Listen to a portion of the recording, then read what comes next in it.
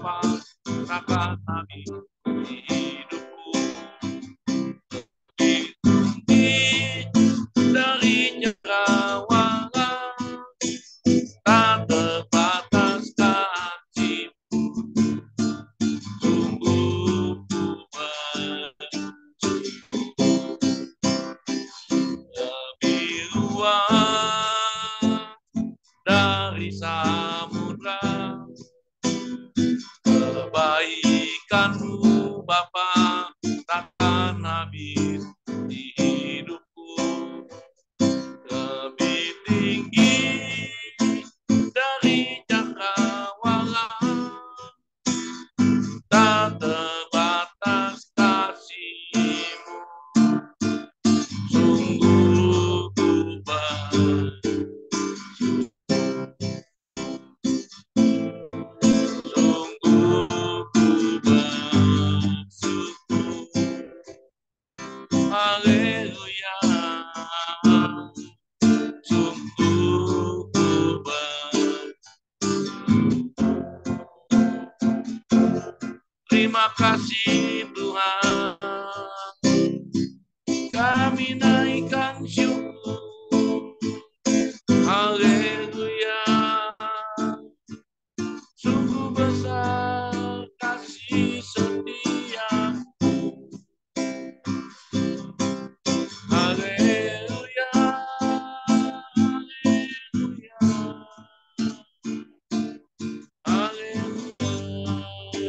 Terima kasih Tuhan, kami naikkan syukur, percaya Engkau hadir bagi kami Tuhan.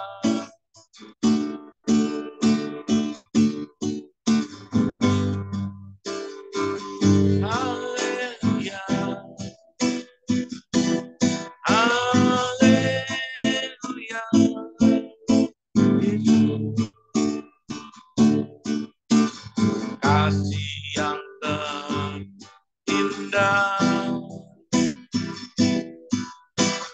hati yang mulia, hanya ku temukan di dalam Yesusku. Pujian dari hatiku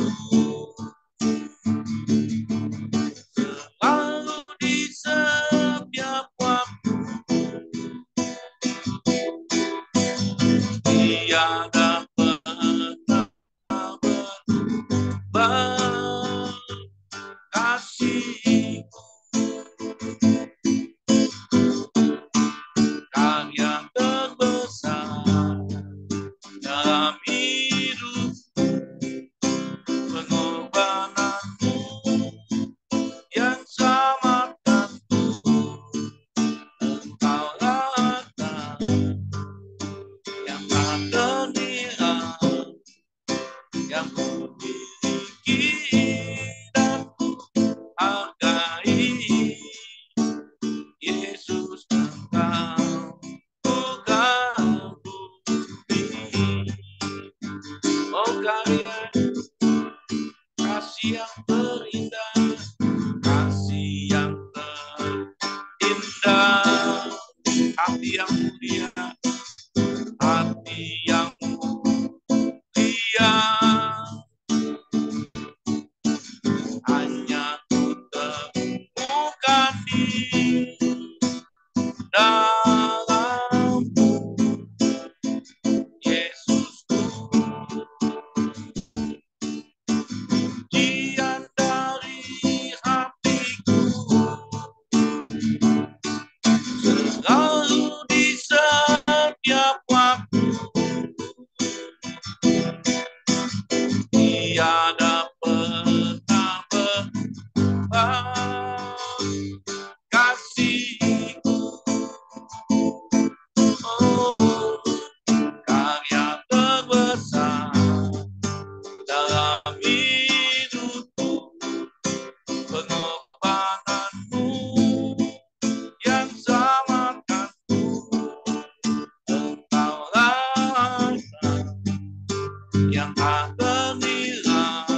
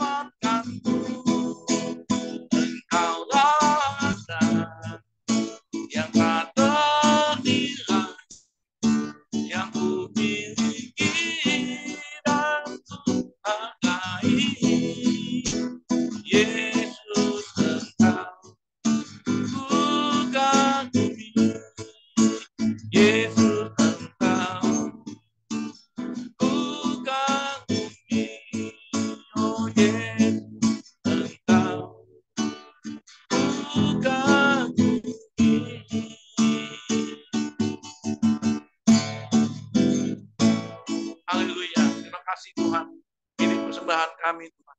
Kami naikkan syukur. Amin. Saya kembalikan kepada host, Tuhan berkati semua.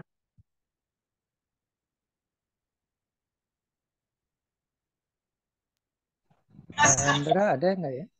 Aku hari Jadi enak kagak ya? Lagi di kampung juga ya? Ya, boleh buka dalam doa Pak Joni. Oke, ya. Mari kita bersatu dalam doa. Allah Bapa yang Maha Kasih, Allah yang kami kenal di dalam nama Tuhan kami Yesus Kristus. Segala hormat, puji, syukur kami naikkan kepadamu ya Tuhan. Karena pada sore menjelang malam hari ini, kami boleh berkumpul kembali di Zoom Meeting Family Ministry pada hari ini.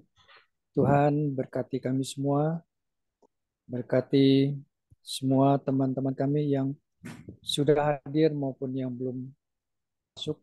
Biarlah mereka boleh berkumpul bersama kami kembali untuk mendengar dan memuji namamu pada hari ini. Tuhan berkati semua peralatan yang kami pakai, baik line maupun peralatan yang kami gunakan untuk kemuliaan dan kebesaran namamu. Biarlah semuanya boleh berjalan dengan baik dan lancar. Kalau ada kuasa-kuasa kegelapan yang ingin mencuri kemuliaan dan mengganggu, kami mau tolak semuanya di dalam nama Yesus. Biarlah semuanya Engkau mengambil acara ini dari awal pekan sampai akhir. Kami siap untuk memuji dan memuliakan namamu Tuhan. Biarlah kuasa-Mu berkuasa bertahta di atas puji-pujian kami. Di dalam nama Yesus kami telah berdoa dan mengucap syukur. Haleluya.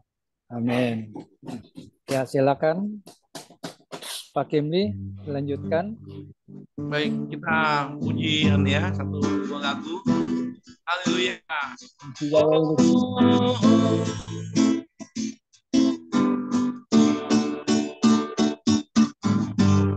Kecaplah dan lihatlah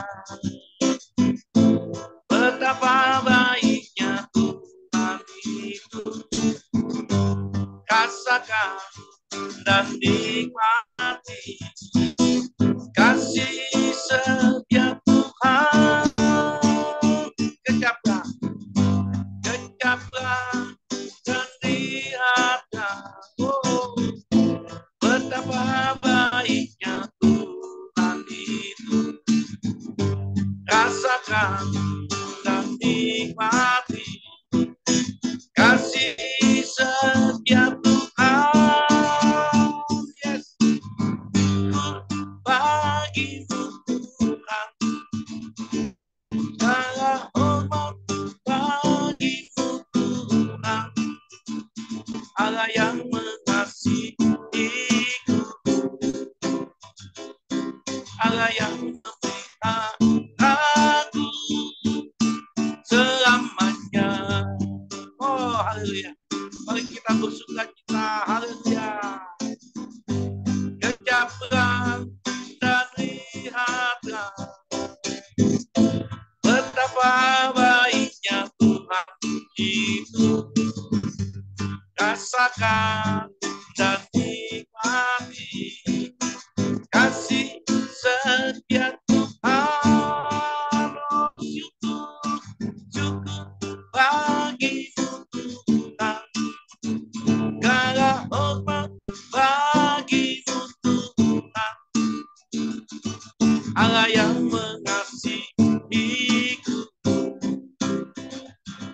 Allah yang memelihara aku selamanya. Oh, syukur bagimu Tuhan, segala hormat bagimu Tuhan, Allah yang mengasihiku, Allah yang memelihara aku selamanya. Oh, syukur bagimu Tuhan, segala hormat bagimu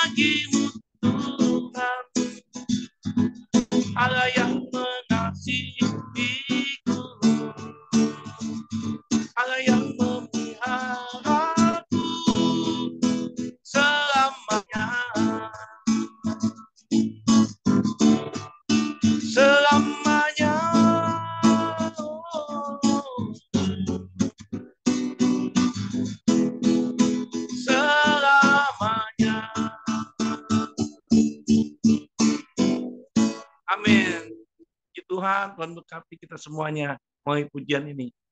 God bless. Saya kembalikan pada host.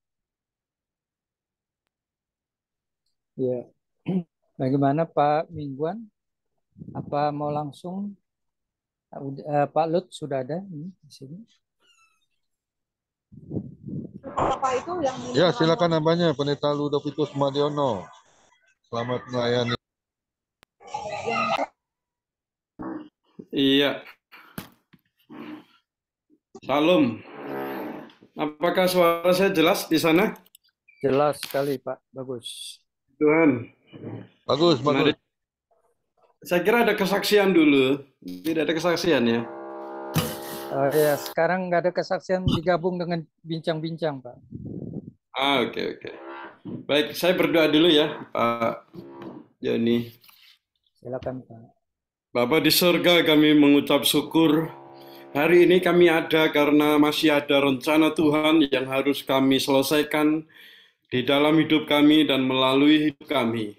Karena itu kami perlu kekuatan Tuhan untuk mengerti, untuk memahami, dan hikmat Tuhan untuk melakukannya dan menyelesaikannya. Kami rindu selalu Tuhan, Engkau berbicara kepada setiap kami, menyampaikan isi hati-Mu kepada kami ya Tuhan, dan beri kami kemampuan untuk mendengar dan untuk mengerti setiap firman, setiap perkataan Tuhan yang Tuhan sampaikan pada hari ini. Dan biarlah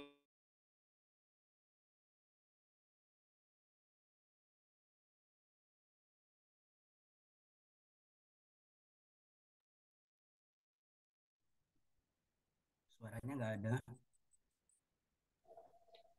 Tutup mic-nya atau gimana ya?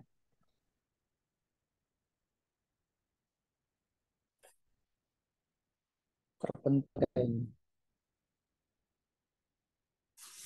Ya, kita tunggu aja.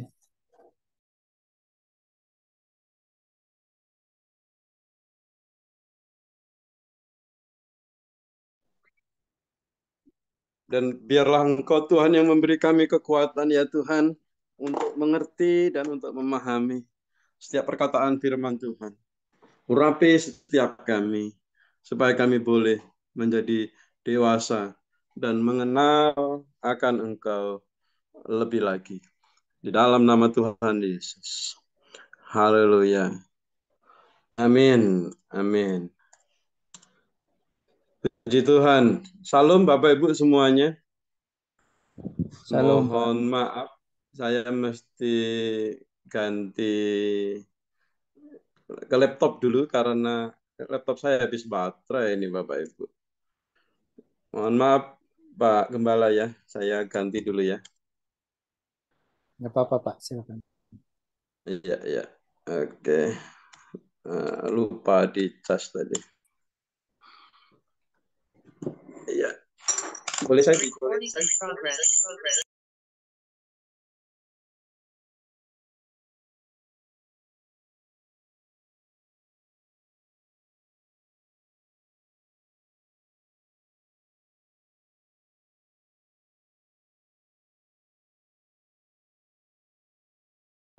Boleh saya dijadikan co-host yang ini Pak Gembala?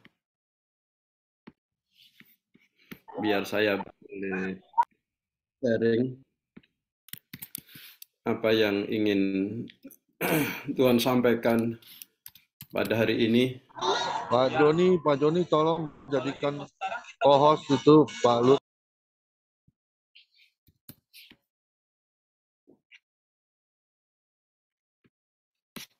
Sudah ya? Oke.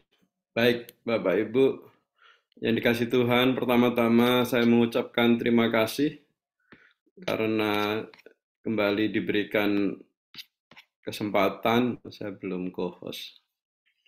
Oh, sudah sekarang. Untuk menyampaikan firman Tuhan. Dan saya percaya setiap kali kita bertemu seperti ini, ada kuasa dan kekuatan Tuhan yang akan terus diberikan kepada kita, sehingga kita boleh mengerti apa yang Tuhan mau supaya kita pahami. Karena saya percaya pengenalan kita akan Tuhan itu sangat menentukan seberapa besar kita mencintai Tuhan. Karena itu Bapak Ibu, kerinduan hati kita tentunya adalah bagaimana kita menghampiri Tuhan untuk mengenal Dia lebih lagi, untuk mengerti apa rencana dan kehendak-Nya. Dan hari ini yang ingin saya bagikan untuk kita semua adalah tentang satu judul dan juga pertanyaan. Is it possible? Is it possible? Apakah ini mungkin? Dan pertanyaan ini saya percaya bisa kita tanyakan untuk semua hal Bapak Ibu di dalam kehidupan kita. Mari kita buka firman Tuhan dari Matius 19 ayat yang ke-26. Matius 19 ayat yang ke-26. Firman Tuhan katakan begini. Yesus memandang mereka dan berkata, bagi manusia hal ini tidak mungkin, tetapi bagi Allah segala sesuatu mungkin. Bagi manusia banyak hal tidak mungkin, termasuk bagi kita, Bapak Ibu. Termasuk bagi kita. Karena apa? Karena kita melihat keadaan. Ya. Karena kita melihat apa yang terjadi, atau karena kita melihat fakta, Bapak Ibu. Karena kalau kita melihat fakta, kadang-kadang pikiran kita ini lalu tergoda. Rasanya ini tidak bisa atau ini tidak mungkin dilakukan. Karena kalau kita melihat fakta, kita akan menilai segala sesuatu dengan fakta. Dan ketika kita menilai sesuatu dengan fakta, yang terjadi adalah kemungkinan adalah keraguan-raguan. Ketika kita ragu-ragu, berikutnya adalah kita akan semakin banyak pertimbangan. Apakah ini mungkin bisa kita lakukan? Apakah hidup saya ini bisa berubah? Apakah keadaan atau keadaan keluarga atau keadaan ekonomi itu bisa berubah? Saya mau memulai dengan slide ini, Bapak Ibu. Barangkali Bapak Ibu kenal dengan orang ini. Tidak tahu apakah Bapak Ibu pernah melihat atau ketemu dengan orang ini? Belum pernah. Belum pernah ya. Saya juga belum pernah. Cuma saya membaca kisahnya, Bapak Ibu. Beliau ini sudah meninggal tahun 2018 kemarin. Ya. Namun kematiannya itu pernah diumumkan tahun 54. Tahun 1954 ada orang bilang begini, atau beberapa orang bilang begini, atau bahkan para profesional dokter bilang begini. Pada waktu itu ada seorang tokoh atau pelari, atlet internasional bisa lari cepat, itu dia bisa lari sejauh 1 mil dalam waktu 4 menit atau 4 menit lebih gitu sekian. Dan pada hari-hari itu tahun 54 dokter mengatakan begini, dan profesional juga berkata begini, tidak akan pernah ada manusia yang bisa lari sejauh 1 mil dalam waktu kurang dari 4 menit. Dikatakan begitu. Dan ditambahin lagi, setiap orang atau manusia yang berusaha lari cepat sejauh 1 mil kurang dari 4 menit, maka orang itu akan mati. Dikatakan begitu, Bapak Ibu. Karena kalimat itulah, bertahun-tahun orang tidak bisa lari sejauh 1 mil dalam waktu kurang dari 4 menit.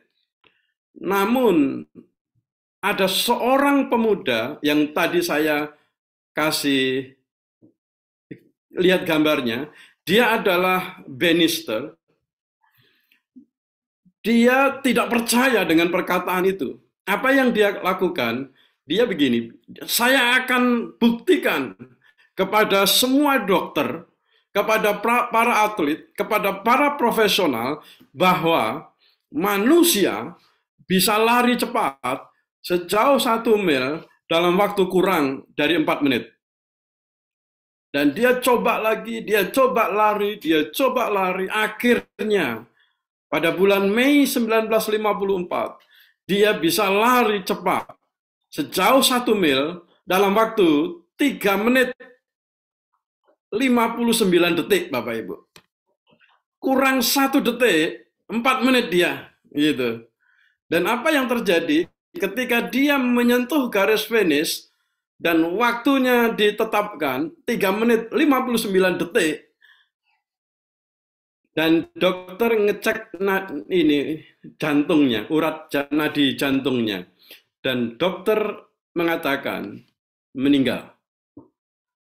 Dan dokter bilang begini, benar kata saya, gitu kan, bahwa setiap manusia yang berusaha lari cepat, maka jantungnya akan bekerja begitu keras, dan sampai akhirnya manusia itu akan mati.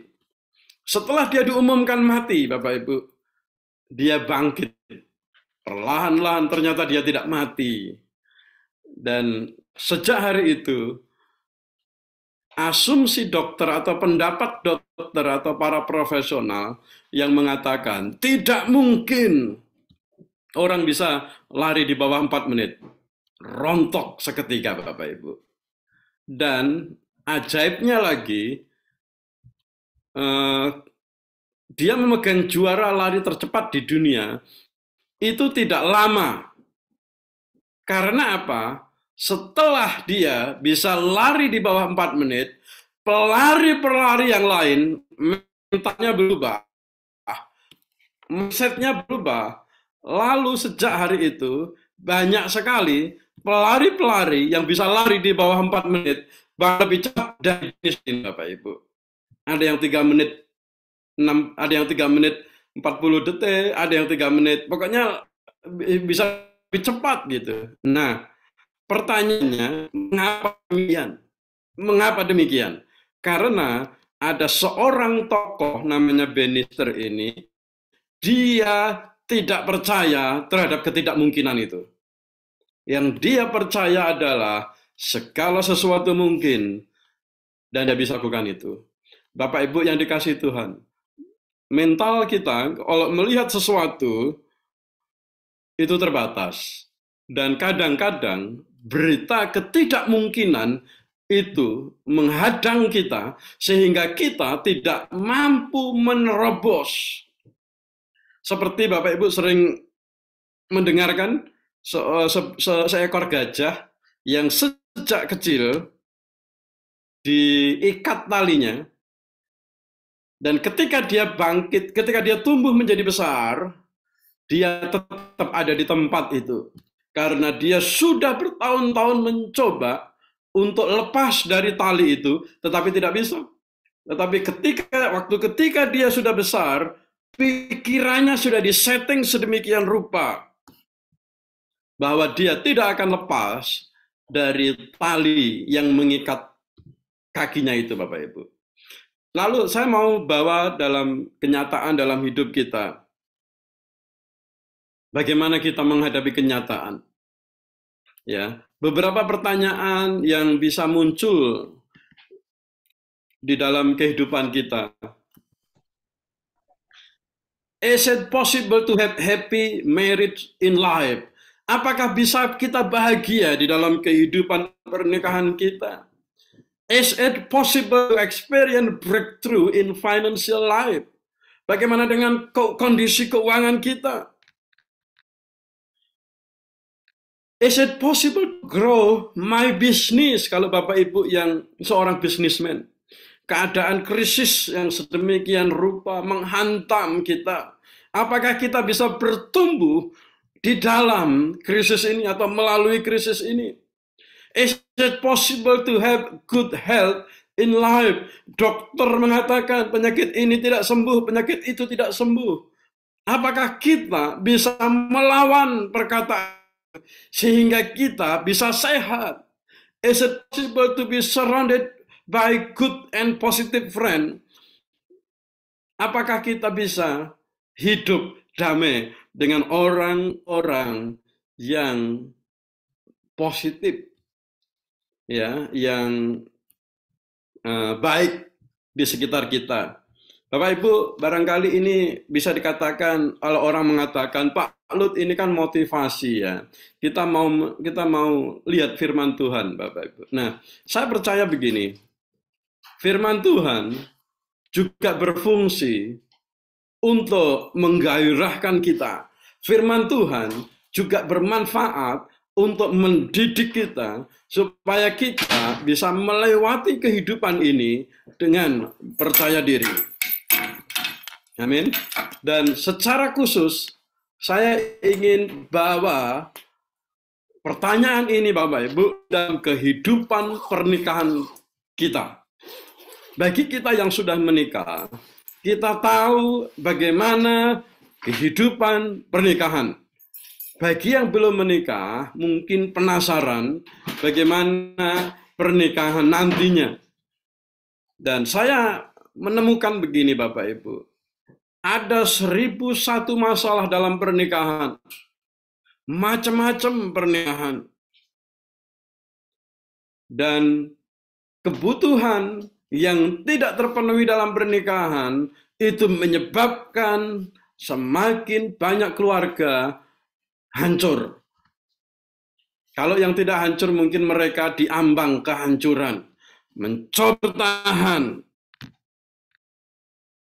Dan ternyata ada satu masalah yang klasik Bapak Ibu, yang sekali terjadi di dalam kehidupan keluarga, di dalam hubungan pernikahan kita, yaitu bahasa kasih yang berbeda dan kecenderungan saling menuntut. Bahasa kasih yang berbeda, ini kan contohnya mungkin Bapak Ibu sudah mengalami dalam kehidupan pernikahan. Karena kalau bahasa kasih ini tidak terpenuhi, yang terjadi adalah cekcok di tengah keluarga. Karena itu ada seorang tokoh dari pria sejati, pendiri pria sejati, mengatakan begini, tempat yang paling dekat dengan surga itu keluarga. Namun tempat yang paling dekat dengan neraka itu juga keluarga. Jadi keluarga kita ini mau mengalami surga atau menderita di dalam neraka, itu bergantung kepada kita, kepada suami dan istri. Bapak Ibu mungkin mendengar kabar-kabar perceraian yang kelihatannya harmonis, yang kelihatannya baik-baik saja. Tetapi kenapa lalu muncul berita, tahu-tahu mereka saling menggugat cerai di pengadilan. Kadang-kadang kita bertanya Bapak Ibu, mengapa ini bisa terjadi? Ya, salah satu penyebabnya yang saya perhatikan selama ini adalah karena bahasa kasih yang tidak terpenuhi. Bahasa kasih yang kita kenal itu ada 5. Tetapi saya pernah membaca ada 7. Tetapi yang populer itu ada 5, Bapak Ibu. Dan misalnya begini, seorang suami yang bahasa kasihnya adalah sentuhan, ada bahasa kasih yang berupa sentuhan fisik gitu. Kalau seseorang bahasa kasihnya adalah sentuhan fisik, kalau dia diberi hadiah mobil terbaru, ya BMW begitu, sama istrinya, karena istrinya mungkin seorang pengusaha besar, gitu kan? Suaminya dikasih hadiah, apakah dia akan merasa dicintai? Tidak, Bapak Ibu, karena bahasa kasihnya adalah sentuhan, ya, disentuh pipinya, wajahnya, dibilangin I love you, I miss you. Orang yang bahasa kasihnya disentuh, ketika dia disentuh oleh pasangannya, dia akan merasa dicintai. Masalahnya, bahasa kasih suami istri seringkali berbeda. Bahasa kasih istri misalnya pemberian, atau doing something, melakukan sesuatu. Istri akan merasa dicintai ketika suaminya membantu di dapur, ya, cuci piring di dapur gitu. Istrinya akan merasa dicintai. Makanya kadang-kadang ada istri yang berkata demikian, suamiku itu tidak pernah mengerti saya, suamiku tidak pernah memahami saya, suamiku tidak pernah mencintai saya. Karena apa? Padahal suami merasa sudah memberikan segala sesuatu, sudah bekerja banting tulang untuk kebahagiaan istri. Tetapi istri merasa tidak dicintai karena bahasa kasihnya tidak terjawab. Kalau bahasa kasihnya adalah melakukan sesuatu, maka suami harusnya melakukan sesuatu untuk istrinya supaya dia merasa, supaya dia mendapatkan apa yang dia butuhkan, yaitu dicintai. Jadi, kasih atau cinta atau perhatian itu bukan keinginan Bapak Ibu, tetapi kebutuhan. Bapak Ibu tahu, kita semua tahu bedanya keinginan dan kebutuhan. Kebutuhan adalah sesuatu yang harus ada agar sesuatu itu atau seseorang itu berfungsi dengan semestinya. Itu namanya kebutuhan. Misalnya begini, sebuah mobil dia perlu bensin untuk bisa berjalan. Dia butuh bensin. Mobil tidak ingin bensin supaya bisa jalan, tetapi dia butuh bensin supaya dia bisa jalan. Istri itu tidak ingin dicintai, tetapi dia butuh dicintai supaya dia bisa berfungsi sebagaimana mestinya sebagai seorang istri. Bapak Ibu, mengapa istri kita kadang-kadang depresi, Bapak Ibu? Mengapa istri bisa depresi? Karena kebutuhannya tidak terpenuhi dari orang yang diharapkan bisa memenuhinya, yaitu suaminya. Pada waktu pernikahan kami, pada tahun pertama dan tahun kedua, saya menemukan sesuatu yang aneh di dalam hubungan pernikahan kami, Bapak Ibu. Mengapa? Suatu hari istri saya mengeluh sakit. Pada waktu dia sakit, sakitnya itu migrain, terus perutnya sakit, terus pinggangnya sakit, pegel, nggak enak, begitu Bapak Ibu. Lalu istri saya bilang begini, ayo kita ke dokter. Saya bawa ke dokter Bapak Ibu. Ke dokter rumah sakit yang cukup baik di kota itu. Pada waktu itu kami di Hong Kong. Setelah itu, pulang, waktu di rumah sakit, dokter bilang begini, Pak, Ibu sehat, tidak ada sakit apapun. Diperiksa semua, darah diperiksa, urin diperiksa, tekanan darah, gula, semua diperiksa dan normal, Bapak Ibu. Tetapi begitu sampai rumah, jadi kan nggak dikasih obat kan karena nggak sakit. Begitu sampai rumah, malamnya istri saya mengeluh lagi sakit. Aduh sakit itu sama keluhannya. Lalu dia bilang ke dokter lagi, lalu kita cari dokter yang lain lagi Bapak Ibu. Dan sampai 4 dokter mengatakan hal yang sama. ibu sehat, ibu tidak sakit. Lalu saya sebagai suami mikir, ini istri saya kenapa ya? Kok sakitnya kok konsisten gitu kan? Dan semua dokter hasil pemeriksaan mengatakan istri saya sehat. Lalu saya buka Google, kadang-kadang Google ini memberi jawaban, kadang-kadang Bapak Ibu ya, apa yang terjadi dengan istri saya.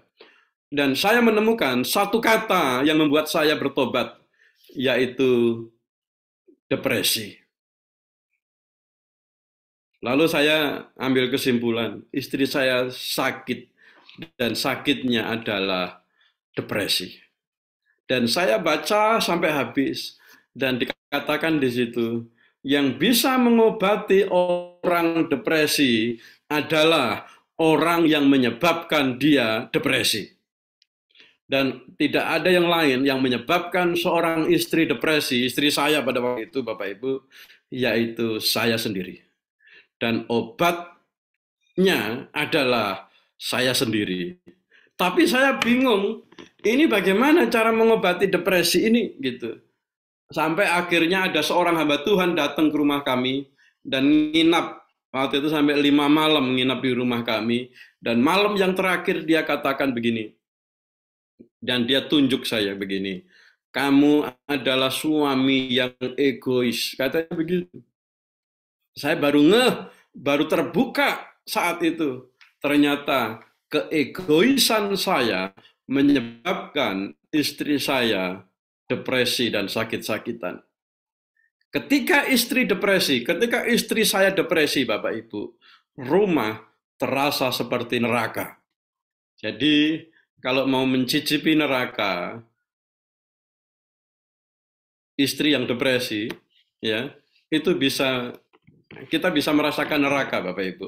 Di rumah itu, uring-uringan, komunikasi tidak nyambung, terus pokoknya masalahnya macam-macam, gitu.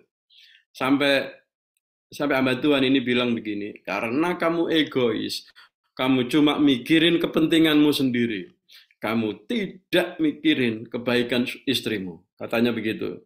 Lalu solusinya bagaimana, Pak Pendeta?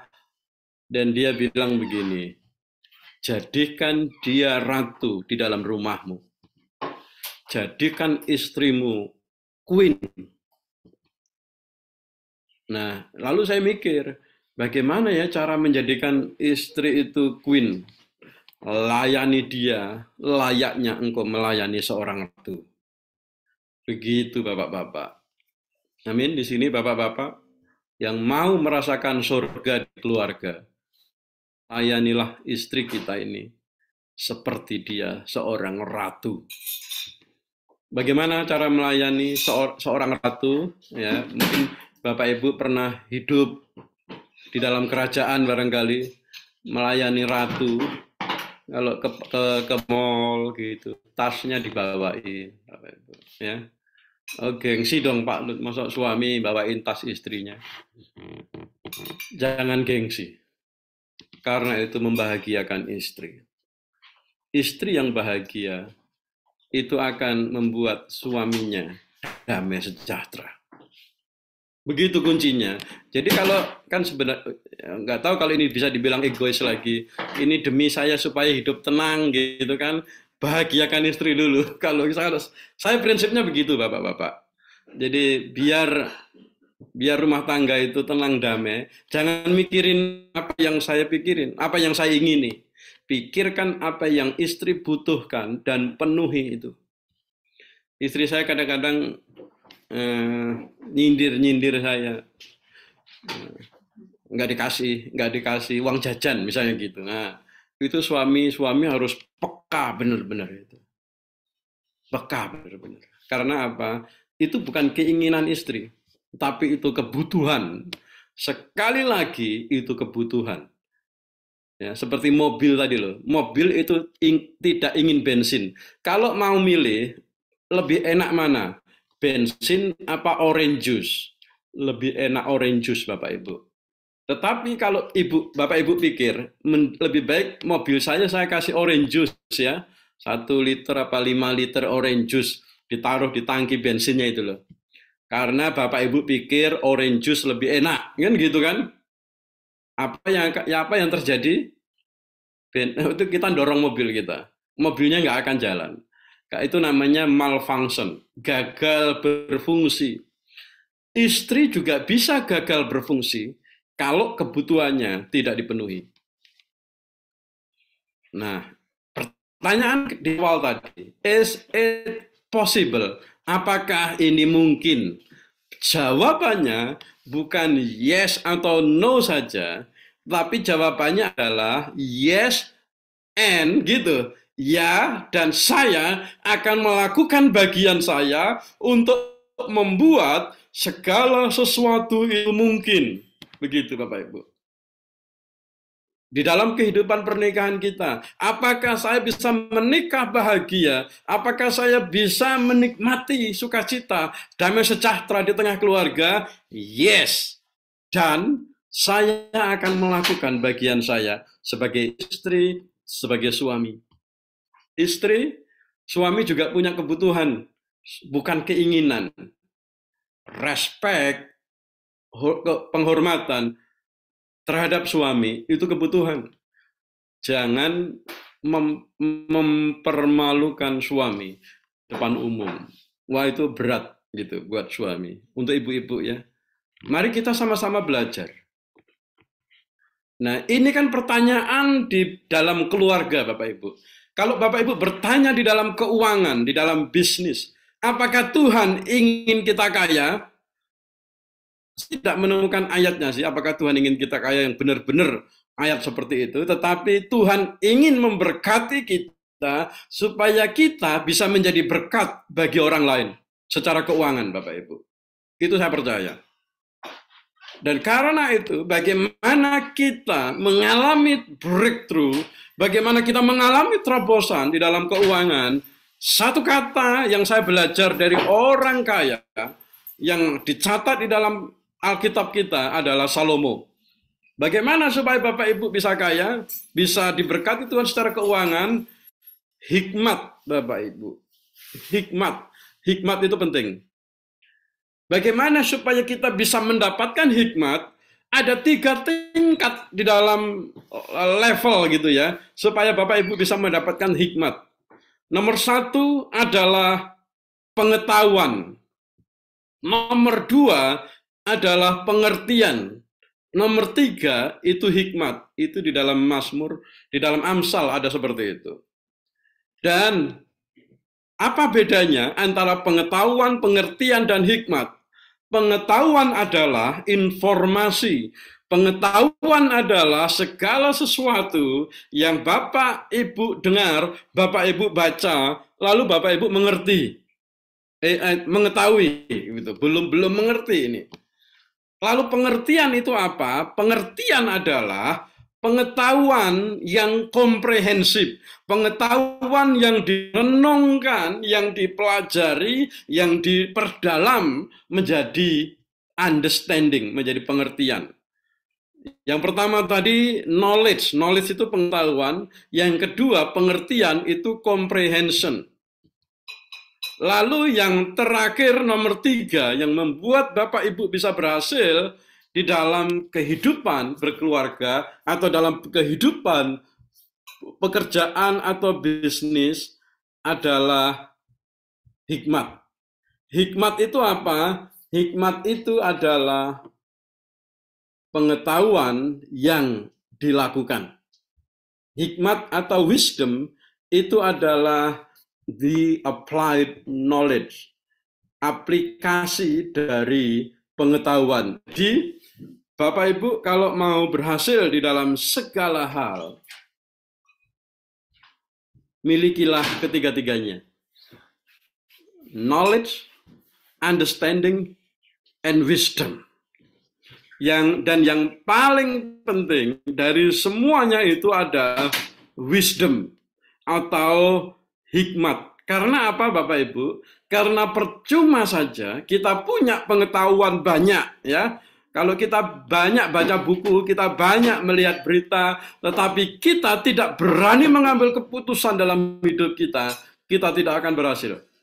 tidak akan berhasil. Kita punya banyak ide bisnis, misalnya begitu ya Bapak Ibu ya. Bisnis ini, bisnis itu, tetapi kita tidak mau atau tidak berani mengambil keputusan untuk terjun di dalam bidang yang sudah kita pelajari itu, kita tidak akan pernah berhasil. Karena hikmat sangat menentukan. Makanya jangan heran kalau banyak orang pintar kadang-kadang gagal Bapak Ibu. Karena apa? Karena tidak berani mengambil keputusan. Mari kita buka firman Tuhan di dalam Amsal.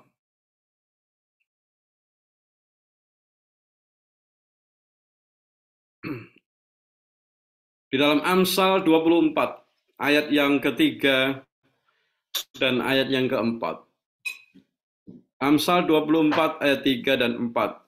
Dengan hikmat rumah didirikan, dengan kepandaian itu ditegakkan, dan dengan pengertian kamar-kamar diisi, dengan bermacam-macam harta benda yang berharga dan menarik. Ya, simpan ayat ini baik-baik Bapak Ibu. Ini ayat tentang keberhasilan. Ini ayat tentang pernikahan. Ini ayat tentang bisnis. Bagaimana miliki tiga-tiganya? Nomor 1 hikmat. Nomor 2 kepandaian atau pengetahuan. Nomor 3 adalah pengertian ini. Tiga-tiganya ini perlu kita miliki Bapak Ibu. Karena kita tidak akan berhasil dengan apa yang kita ketahui. Tetapi kita bisa berhasil kalau apa yang kita ketahui, kita aplikasikan. Misalnya begini, saya tahu bahwa olahraga itu baik buat kesehatan. Tetapi kalau saya tidak melakukan olahraga, pengetahuan saya tidak akan membuat saya sehat.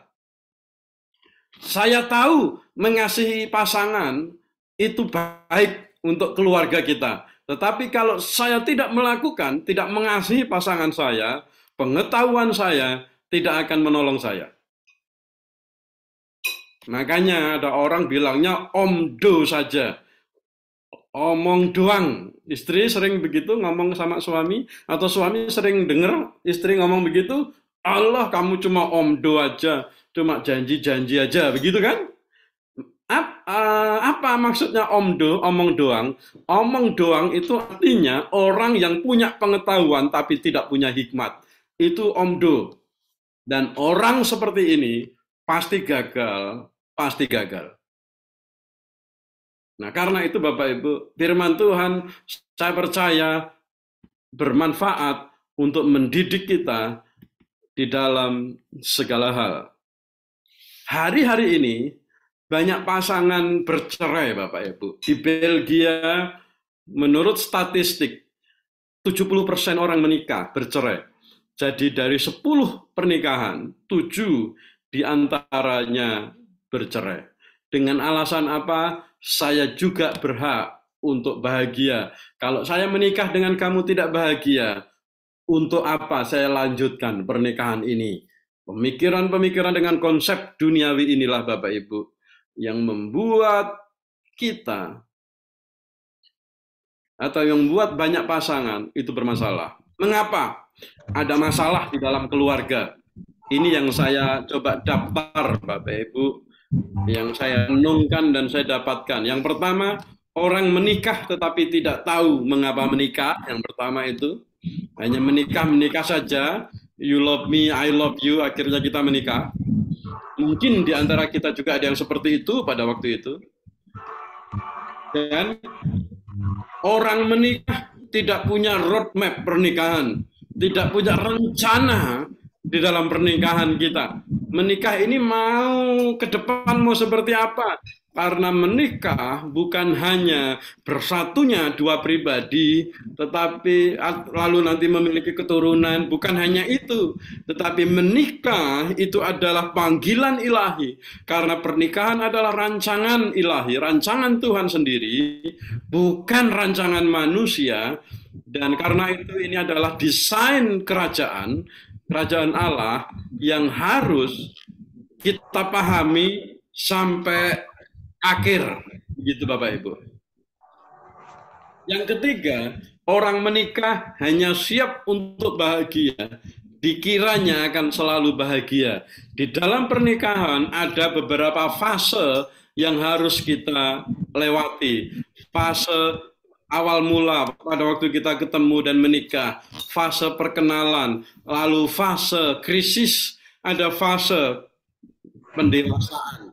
Dan itu semua harus kita alami. Semua pernikahan Bapak Ibu punya masalah itu. Ya, tidak ada pernikahan yang tanpa masalah. Lalu yang terakhir, orang menikah tidak siap untuk menderita. Di dalam pernikahan ada fase krisis, Bapak Ibu. Ada fase penderitaan. Lalu rencana Tuhan dalam pernikahan. Pernikahan adalah rencana dan rancangan Allah, didesain oleh sorga, dan karena itu kalau ada masalah kita harus kembali kepada Tuhan, bukan kepada bukan kepada yang lain, hanya kepada Tuhan saja. Kita bisa kembali kepada Tuhan dan memperbaiki pernikahan kita. Kita diberi kebebasan untuk memilih dan dipilih. Ini bukan dalam rangka pemilu ya Bapak Ibu, tetapi menikah, jodoh itu bukan di tangan Tuhan. Nah, saya seringkali mengajarkan begini, dan saya mau kasih contohnya. Dulu saya ngajarnya begini, jodoh adalah di tangan Tuhan. Dan sudah beberapa tahun, sejak 2015, saya mengajar lain. Jodoh bukan di tangan Tuhan. Jodoh adalah di tangan kita sendiri. Karena Tuhan bukan biro jodoh, Bapak Ibu. Kok bisa begitu Pak Lut? Bisa. Saya bandingkan. Mana lebih penting, jodoh atau keselamatan kekal? Lebih penting keselamatan, ya, kita sepakat ya. Karena keselamatan itu kekal. Jodoh itu hanya di bumi ini, karena di surga tidak ada kawin dan mengawinkan. Keselamatan yang kekal itu Tuhan serahkan kepada manusia, dan manusia punya kebebasan mau selamat atau tidak mau selamat. Yang sangat penting seperti ini saja, Tuhan beri kebebasan kepada manusia, apalagi jodoh. Dasar firman-Nya begini, bahwa jodoh di tangan manusia. Pada waktu Tuhan menciptakan Adam, Hawa belum ada pada waktu itu. Perempuan belum ada. Tuhan memberi tugas kepada Adam begini, Adam, kamu beri nama semua binatang yang lewat di depan kamu ya. Yaitu binatang itu kan lewat satu persatu di depannya Adam. Dan Adam ditugaskan oleh Tuhan untuk memberi nama satu persatu dari semua yang lewat. Ya, yang lehernya panjang dikasih nama jerapah. Yang badannya besar, ada belalainya dikasih nama gajah. Dan sampai akhirnya selesai. Dan lalu setelah selesai, Adam lapor kepada Tuhan. Tuhan, sudah selesai Tuhan. Tapi, katanya begitu, saya tidak menemukan yang sepadan dengan saya. Saya tidak menemukan yang seperti saya Tuhan. Ada sih yang mirip-mirip ya. Ada yang mirip-mirip Adam, yang kakinya dua, tangannya dua. Tapi jalannya loncat-loncat Tuhan. Jalannya tidak seperti saya. Itu kera namanya. Oh gitu ya. Ya udah, sekarang kamu tidur gitu. Adam disuruh tidur sama Tuhan. Pada waktu Adam tidur, lalu diambillah dari sisi Adam, diambil, orang Indonesia taunya itu tulang rusuk taunya. Karena memang diterjemahkan dari tulang rusuk Adam, dibangunlah seorang perempuan dan dikasih nama Hawa oleh Adam. Tetapi ada penafsiran lain, itu bukan diambil dari tulang rusuk, tetapi diambil dari hatinya Adam. Lalu dibangunlah seorang perempuan, dan ketika Adam buka mata, ketika Adam bangun, dia bilang begini, inilah tulang dari tulangku, daging dari dagingku. Dan karena itu dia akan disebut perempuan, karena dia diambil dari laki-laki. Katanya begitu. Jadi siapa yang mengatakan mengatakan dia tulang dari tulangku, daging dari dagingku, yang mengatakan demikian adalah Adam, bukan Tuhan. Tetapi rencana pernikahan itu berasal dari Tuhan. Dasar firman Tuhannya apa? Dasar firman Tuhannya adalah waktu Tuhan berkata begini, tidak baik bagi manusia seorang diri saja. Dan itu berlaku bukan hanya dalam pernikahan, Bapak Ibu. Itu berlaku dalam segala hal. Tidak baik kalau manusia itu seorang diri saja. Ya, dalam pernikahan, di dalam pekerjaan, di dalam usaha, di dalam bisnis, dalam kehidupan sehari-hari, Tuhan tidak menghendaki isolasi, tetapi Tuhan menghendaki kerjasama atau networking, Bapak Ibu. Di dalam pelayanan juga demikian, tidak baik kalau kita one man show. Nah, itu dasar firman Tuhannya, bahwa jodoh itu ada di tangan manusia. Pernikahan adalah menjadi satu. Pernikahan adalah proses. Menjadi satu artinya proses. Jadi, saya lalu mendapatkan pengertian dan ini masih saya uji, Bapak Ibu. Disatukan oleh Tuhan, menurut saya hari ini, saat ini Bapak Ibu, saya katakan, menjadi satu itu bukan pada saat pendeta menumpangkan tangan di gereja, menikah resmi, lalu menjadi satu hari itu. Menjadi satu adalah proses. Sejak kita yang menikah di gereja, diberkati di gereja, lalu proses itu berjalan Bapak Ibu, sampai akhirnya kita selesai dan menyelesaikan tugas kita dalam pernikahan. Itulah kita menjadi satu, Bapak Ibu. Jadi, sekali lagi, menjadi artinya proses. Jadi, saya sama istri saya menjadi satu, itu adalah bukan hari pernikahan kita tahun 2007 dulu, tetapi sejak 2007, berjalan sampai hari ini, sampai kami berakhir hidup di bumi ini, itu adalah proses. Apa yang disatukan Tuhan tidak boleh diceraikan oleh manusia. Apapun alasannya. Loh Pak Lut, itu ada di Matius 19 Pak Lut. Katanya tidak boleh diceraikan oleh manusia kecuali karena zina. Berarti kalau karena perzinahan kita boleh bercerai Pak Lut? Tidak. Tapi firman Tuhan berkata demikian Pak Lut. Perhatikan Bapak Ibu. Tuhan Yesus pada waktu itu ngomong kepada orang-orang Yahudi. Dan hukum orang Yahudi adalah begini. Siapa yang kedapatan berzina, dilempar batu sampai mati. Jadi, kalau orang Yahudi kedapatan berzina, mereka harus dilempar batu sampai mati. Kalau dia mati, akhirnya tidak ada pernikahan kan? Artinya boleh bercerai. Itu kalau dia mati gitu. Maksudnya konteks Tuhan Yesus ngomong pada hari itu. Maksudnya apa? Apakah kita sebagai orang Kristen boleh bercerai karena perzinahan? Tidak boleh. Kalau karena kematian itu boleh. Otomatis maksudnya, bukan boleh. Otomatis jadi kita perjanjian pernikahan itu batal. Maksudnya begitu Bapak Ibu. Di dalam proses ada lembah, ada duri, ada puncak, dan ada padang yang berumput hijau. Kita nikmati semua. Dan Tuhan merancang semua berhasil di dalam pernikahan. Jadi, is it possible to have a good life, a blessed life in marriage? Yes, very possible. Sangat-sangat mungkin. Dan semua janji Tuhan tersedia untuk anak-anaknya. Ada 4 hal di dalam rencana Tuhan yang terlibat di dalam pernikahan kita. Yang pertama unity, kedua security, ketiga safety, dan yang keempat itu love atau kasih. Dan semuanya ini kita harus miliki. Nah, Bapak Ibu, pertanyaan ini bisa kita kembangkan untuk semua hal. Bukan hanya di dalam pernikahan saja, tetapi juga dalam hal-hal yang lain. Makanya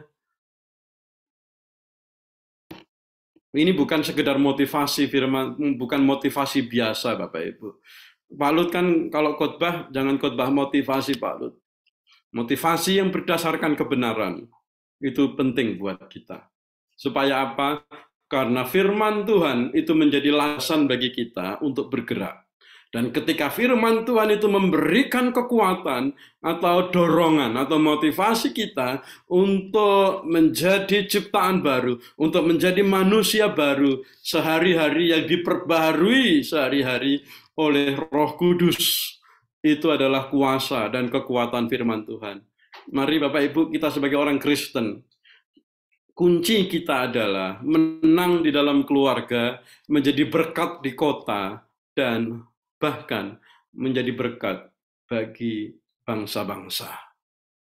Dimanapun kita ada Bapak Ibu, saya percaya tempat tidak mempengaruhi Tuhan atau tidak mempengaruhi kita untuk berhasil.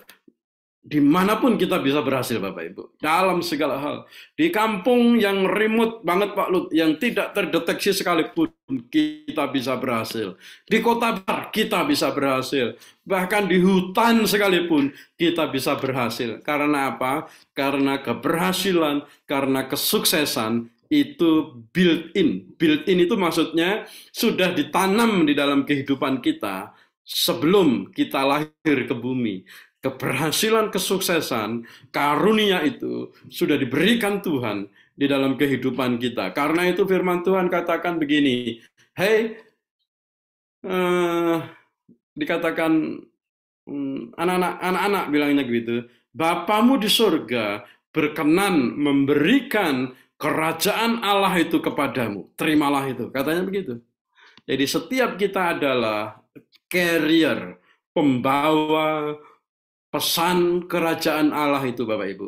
Dimanapun kita pergi, kemanapun kita pergi, dengan siapapun kita pergi, our influence, pengaruh kita harus nyata di dalam kehidupan ekonomi, politik, budaya, pendidikan, olahraga. Jadi kehidupan orang Kristen bukan hanya di dalam doa, di gereja, di kelompok-kelompok doa, bukan sekedar itu Bapak Ibu. Mari kita bangkit, mari kita keluar. Tadi saya masuk sini pas waktunya, karena apa? Karena saya baru saja menerima kunjungan dari salah satu anggota DPR RI. Tadi pagi saya sarapan bareng dengan salah satu anggota DPR RI yang sedang ada di Brussel. Mau apa saya ini? Saya mau hidup saya punya pengaruh untuk Indonesia, Bapak Ibu. Saya banyak bicara dengan mereka. Minggu lalu, semingguan, saya melayani para pejabat dari ibu kota Nusantara yang baru, ibu kota yang baru, dengan sekretaris utamanya. Saya ketemu dengan mereka, saya ngobrol dengan mereka, saya bicara, saya masukkan prinsip-prinsip kerajaan Allah, walaupun mereka bukan orang percaya, Bapak Ibu. Inilah saatnya bagi kita, gereja Tuhan, untuk memberikan dampak. Apakah ini mungkin? Sangat mungkin, Bapak Ibu. Sangat mungkin. Karena firman Tuhan itu adalah sumber pengetahuan. Amin. Sebagai sumber pengetahuan, sangat powerful. Semua hal yang terjadi dan yang dipelajari manusia di bumi ini, mau filsafat, mau kimia, fisika, matematika, biologi, semua ada di dalam firman Tuhan. Semua ada Bapak Ibu. Karena itu, orang-orang bijak akan meneliti firman Tuhan. Dan ketika kita meneliti firman Tuhan, kita bisa tampil dengan siapapun dan dimanapun. Dan kita pasti menjadi berkat. Haleluya. Amin. Amin. Amin. Bapa di surga, terima kasih Tuhan. Engkau singkapkan rahasia-rahasiamu Tuhan. Bahwa segala sesuatunya mungkin bagi Engkau. Dan mungkin bagi kami orang-orang percaya. Untuk membuat segala sesuatu itu mungkin, kami memerlukan pengetahuan. Kami memerlukan pengertian. Kami memerlukan hikmat yang daripada Tuhan, supaya kami bukan hanya mengerti, bukan hanya mengetahui, tetapi kami melakukan. Supaya kami bukan hanya berdoa, tetapi kami melakukan. Supaya kami bukan hanya berkata-kata, tetapi kami melakukan. Di tengah keluarga kami, di tengah kota masyarakat kami, bahkan di bangsa kami, di ketujuh gunung yang Tuhan percayakan, supaya kami pengaruhi ya Tuhan. Dengan firman-Mu ya Tuhan, Engkau Tuhan yang akan memberikan urapan kepada setiap anak-anak Tuhan di dalam Zoom ini Tuhan. Engkau yang akan memampukan kami Tuhan untuk menangkap setiap rencana Tuhan, sehingga seperti Daniel, seperti Sadrak, Mesak, Abednego, mereka dipakai Tuhan untuk mengubah satu bangsa, seperti Yusuf, seperti Daud Tuhan, mereka Engkau pakai Tuhan, seperti Yosua, Engkau pakai mereka dengan dahsyat. Demikian juga Tuhan, setiap kami Tuhan, Bapak Gembala di tempat ini, Bapak Joni, Ibu Cindy, Bapak Hairul, Pak Hans Tuhan, Pak Dwi Tuhan, Pak Anfa, Bapak Brahmana, Pak Yohanes, Bapak Kimli Tuhan, Ibu Joy Tuhan, Pak Dodi, Bapak Manik, Bapak Leman Tuhan dan hamba-Mu, setiap kami Tuhan, dipakai Tuhan untuk terobosan di kota kami. Karena itu kota kami akan diselamatkan oleh Tuhan, karena anak-anak Tuhan yang ada di tempat ini setia untuk menjadi saluran berkat, untuk menjadi saluran pengaruh yang benar, yang baik itu Tuhan. Kemanapun kami pergi, perkataan kami adalah perkataan firman yang berkuasa itu ya Tuhan. Karena itu Tuhan, bukan hanya perkataan-perkataan yang biasa-biasa saja, tetapi firman Tuhan adalah kekuatan Allah. Injil adalah kekuatan Allah. Karena itu kami bawa Injil kemanapun kami pergi. Ya Tuhan, kami memerlukan Engkau senantiasa. Dimanapun kami ada, mau di Indonesia, mau di Belgia, mau di bangsa-bangsa lain, kami tetap anak-anak Tuhan yang dipakai Tuhan untuk mempengaruhi kehidupan selama kami di bumi ini, sehingga setiap kami boleh menyelesaikan tugas dan tanggung jawab kami dengan excellent di dalam nama Tuhan Yesus. Haleluya. Amin. Amin. Amin. Terima kasih Pak Gembala. Saya kembalikan.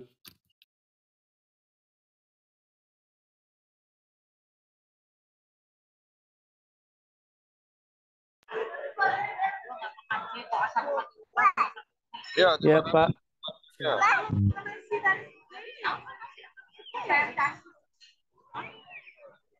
Boleh lanjut bantu Pak Joni. Nanti doa berkat Pendeta Ludovicus ya untuk kita semua ya, setelah doa syafaat ya. Doa syafaatnya boleh siapa yang pimpin, silakan. Saya Pak, Pak Komiguan. Ya ini dulu ya, yang besok akan Oke. bukan firman Tuhan. Ya. Ibu Elia Esther ya. Temanya terlena ya. Kita akan diberkati besok oleh amnya Ibu Elia Esther. Seperti hari ini kita diberkati oleh Ludovicus Mariono. Tuhan Yesus diberkati. Silakan doa syafaat. Manik nanti doa syafaat tuh. Hah? Bukannya saya. Oh ya udah. Pak Dwi memang sudah siap. Udah Pak. Ya, boleh. Ya, oke. Ya Tuhan. Sebentar. Ini udah bisa dimulai nggak? Pak Komingwan. Lagu dulu, satu lagu dulu ya dari. Oh lagu. Oke. Silakan. Tuhan dulu Pak Kimli. Pak Kim masih ada, silakan. Ya.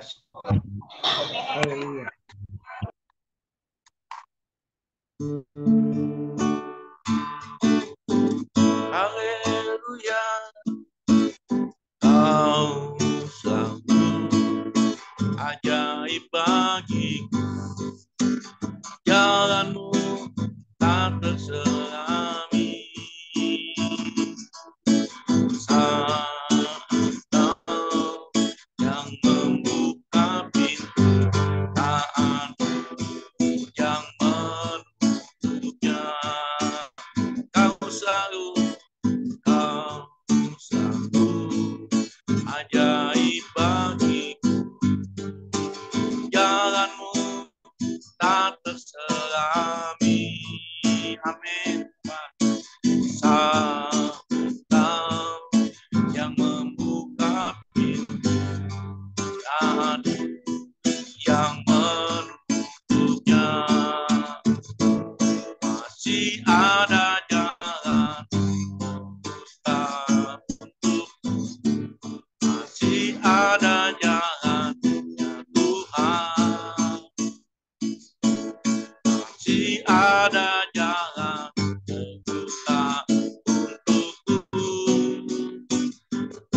lihat kebesaran-Mu. Masih ada jalan terbuka untukku. Masih ada jalan ya Tuhan. Oh, oh, masih ada jalan terbuka untukku. Lihat kebesaran, lihat kebesaran, lihat kebesaran.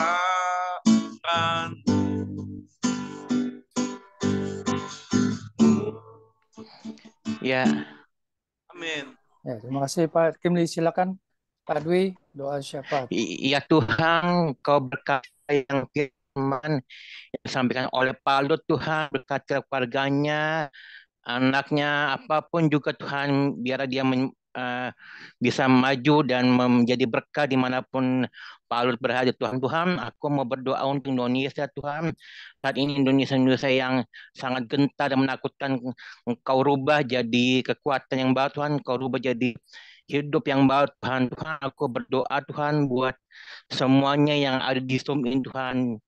Tuhan, hamba-Mu mau doakan Tuhan buat Indonesia, supaya Indonesia perbarui, Tuhan. Perbarui kota ini supaya jangan rusak, Tuhan.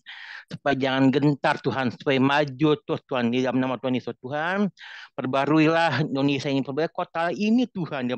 Tuhan Yesus, Tuhan. Tuhan, hamba-Mu ingin, Tuhan, menangis untuk Indonesia, Tuhan. Tuhan Yesus, Tuhan. Supaya hamba-Mu ini, Tuhan, menjadi kota yang indah, kota yang tercinta, Tuhan. Biar kota Indonesia ini tidak rusak, menjadi damai. Damai karena doa, Tuhan. Banyak doa-doa, Tuhan. Menjadi damai karena doa itu berkuasa, Tuhan. Hanya dalam nama Tuhan Yesus, Tuhan. Tuhan, hamba-Mu ingin, Tuhan, perbaruilah kota tercinta ini, Tuhan. Sadarkanlah orang-orang ini, Tuhan, yang bikin merusak kota ini, Tuhan. Dalam nama Tuhan Yesus, Tuhan. Kuria bayar besar, Tuhan. Hati hamba nangis, Tuhan. Tuhan, untuk kota tercinta ini. Damailah Indonesia, damailah Jakarta ini, Tuhan, supaya tidak rusak, tak gentar, Tuhan. Tuhan, aku mau berdoa, Tuhan, untuk yang ada di sini, berkatilah tangan-tangan yang udah berdoa, yang menyampaikan firman, yang udah menyanyikan pujian dalam nama Tuhan Yesus. Hanya dalam nama Tuhan Yesus, hamba ada mengucap syukur, Tuhan. Haleluya. Haleluya. Amin. Amin. Ya, terima kasih Pak Dwi. Baik, untuk selanjutnya kita akan masuk ke bincang-bincang. Ya, doa berkat boleh Pendeta Ludovikus. Oh ya, doa berkat dulu. Silakan. Ya, mari kita berdoa. Mari kita berdoa. Bapa di sorga, berkat-Mu berlimpah-limpah atas setiap kami ya Tuhan, dan kami mau Tuhan setiap kami untuk menerima tanggung jawab yang besar dari berkat Tuhan yang Engkau curahkan kepada setiap kami ya Tuhan, di dalam keluarga kami, di dalam kota dan bangsa kami, dalam pelayanan, di dalam pekerjaan, di dalam usaha dan bisnis kami. Biarlah Tuhan nama-Mu ditinggikan dan dimuliakan, dan berkat-Mu Tuhan membuat setiap kami semakin mengasihi Engkau dan mencintai Engkau, dan setia sampai akhir. Terimalah berkat dan kuasa-Nya di dalam nama Tuhan Yesus Kristus. Haleluya. Amin. Amin. Amin. Amin. Terima kasih. Ya, silakan bincang Pak Joni boleh pimpin ya, Tuhan berkati. Oke. Mungkin Pak Yohanes bisa pimpin bincang-bincang kalau Pak Yohanes bisa.